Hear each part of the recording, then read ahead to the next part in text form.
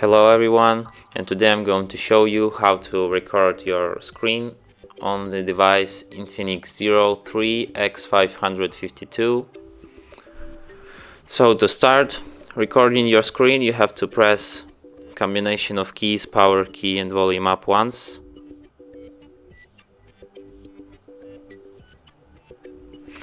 And here you can see screen record start. Now your screen is being recorded.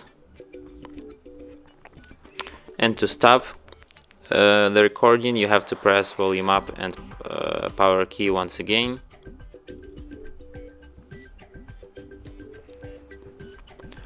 And here you can see notification that the record has finished. And you can find your recording in gallery. And here it is. And here you can see screen record start. Now your screen is being recorded. From here you can delete it or share it or edit it.